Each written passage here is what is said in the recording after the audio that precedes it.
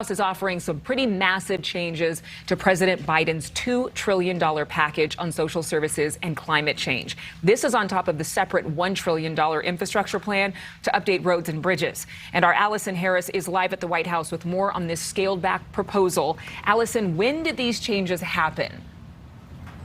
Overnight, Adrienne, that's how quickly these talks seem to be evolving. These negotiations really seem to be getting down to the nitty-gritty. This happened overnight since the president returned here to the White House from speaking about why America needs his plans from his hometown of Scranton, Pennsylvania yesterday. There have been major changes to how to pay for the president's largest plan, suggesting that it won't be paid for by raising corporate taxes, undoing some Trump-era tax cuts, and possibly instead adding a new billionaires tax on investment gains. Now, some of the moderate Democrats who have been holdouts from within the president's own party do not agree with how the president was proposing to pay for this plan by raising taxes. The price tag of this package could end up being sliced in half, down from the full $3.5 trillion to under roughly about $2 trillion.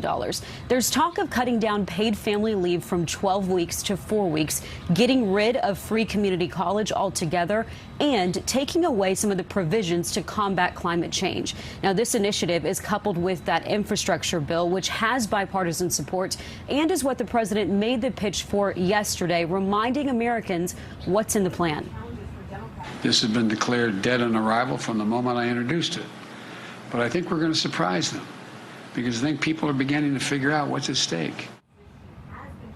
Now, as for what is expected to remain in the president's $2 trillion plan are things like universal pre-K, at least some of that time for paid family leave, and an extension of the child tax credit. The president has a town hall tonight in which he will continue to press for his plans. Adrienne? All right, Allison, we know the president has said only people making more than $400,000 a year will see a tax increase for all of this. So what's the proposal for raising corporate taxes?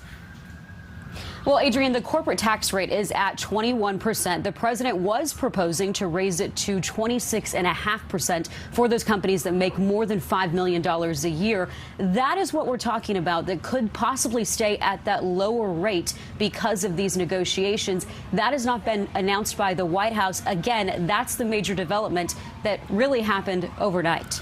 Adrienne? All right, Allison, thank you for all of that. We'll check in with you again a little later this morning.